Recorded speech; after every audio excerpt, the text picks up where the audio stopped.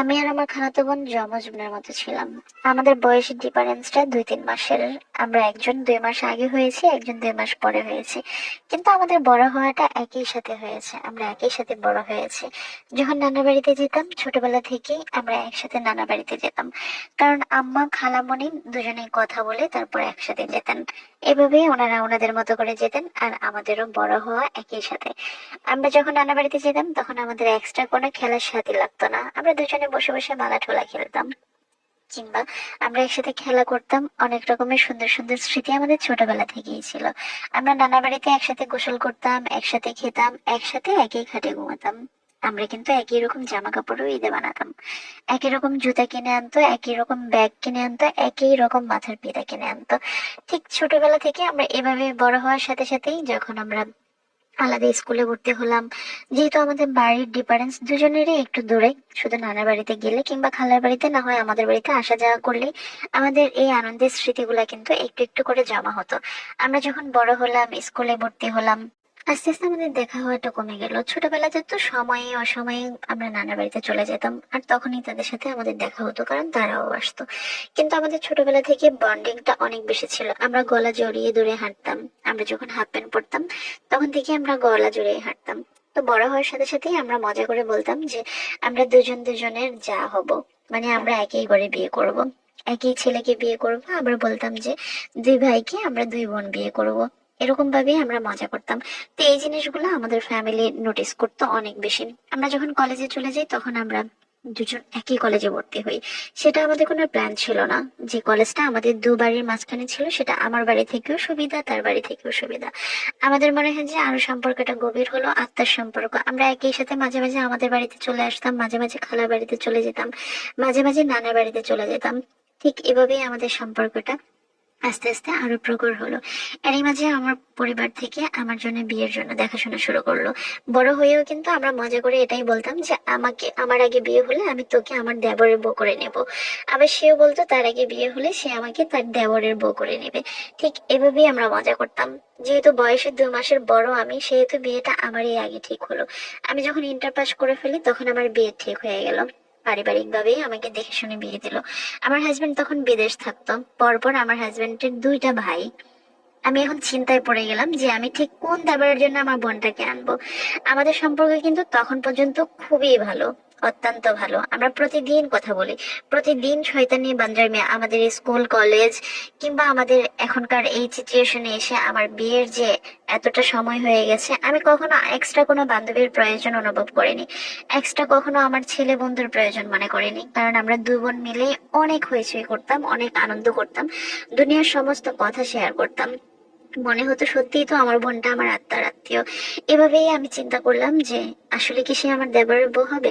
আমি একদিন গোটা করেই আমার খালাকে বললাম যে খালা, আমার দেবরের কাছে কি ওকে বিয়ে দিবেন? তখন আমার খালা হাসতে হাসতে বললো, এটা তোদের বোনের ব্যাপার, আমি তো জানি না। আমার ফ্যামিলিও মোটামুটি রাজি। তখন আমি আমার হাজবেন্ডের কাছে কথাটা শেয়ার করলাম। আমার হাজবেন্ডও মজার ছলেই বিষয়টা নিল, যে হয়তো আমরা মজা করছি। পরপর আমার শ্বশুর বাড়ির সমস্ত মানুষ জেনে গেল, আমার দেবর জেনে গেল। আমার দেবর যে সিরিয়ালে ছিল সে আমার খালাতো বোনকে একটু একটু পছন্দ করতো। আমি বুঝতে পারতাম, যখন আমি বলতাম তখন সে হাসতো, মজা নিত, যে ভাবি ভাবির সুবিধার জন্য নিজের বোনকে দেবরের বউ করতে চায়, এভাবেই বলতো। কিন্তু আসলে বিষয়টা সেরকমটা ছিল না। বিষয়টা ছিল আমার কাছে যে আমরা 2 বোন একসাথে থাকবো। আমার ননস, আমার ননদ তারাও পছন্দ করলো আমার বোনটাকে। একদিন হঠাৎ বিয়ে হয়ে গেল সবার ইচ্ছাতেই। বিয়ে হওয়ার পরপরই আমাদের মধ্যে প্রায় 2 বছর খুব ভালো সম্পর্ক ছিল। এখন তারও একটা বাচ্চা আছে, আমারও একটা বাচ্চা আছে, কিন্তু যখন তখনই আমাদের এখন হুটহাট করে সে আনন্দটা আর হয় না। এখন দুজনের মধ্যে মনোমালিন্যটা অনেক বেড়ে গেছে, দুজনের মধ্যে কাজের ভাগাভাগি হয়ে গেছে, দুজনের মধ্যে ঝগড়াঝাটির অনেক রকমের অধ্যায় চলে এসেছে। যেহেতু আমার হাজবেন্ড পরিবারের বড় ছেলে, সেহেতু প্রত্যেকটা মানুষের দায়িত্ব কিন্তু আমার হাজবেন্ডের। আমার হাজবেন্ড সবার জন্য অনেক পরিশ্রম করে, সবার জন্য অনেক কিছু করে। পরপর 2টা ভাইকে সে বিদেশ নিয়ে যায়। আমার ননস ছিল পরিবারের কর্তা। আমার ননস আমাকে সবসময় জামা কাপড় কিনে দিত আমার স্বামীর টাকায়। আমার স্বামী কখনো আমাকে আলাদা করে টাকা দিয়ে বলতো না যে এটা দিয়ে তুমি শপিং করে নিয়ে আসবে, কারণ আমার ননস ছিল আমাদের পরিবারের সবচেয়ে বড় মাতাব্বর। আর মাতাব্বর হওয়ার কারণে আমার স্বামীর, আমার দেবর সবারই টাকা পয়সা সমস্ত কিছু কিন্তু আমার নানাসের কাছেই থাকতো। আর উনি সবসময় প্রয়োজন অনুভব করতেন যে আমি আজকে কোন বেলায় কে খাবো, কিংবা তার বাপের ফ্যামিলিতে কোন বাজার করা হবে আজকে, কোন তরকারিটা দিয়ে আজকে তাদের বউরা রান্না করবে, সবকিছু ডিসাইড আমার ননাস করতো। এই জিনিসটা আমার বোন, মানে আমার জায়ে সহ্য করতে পারতো না।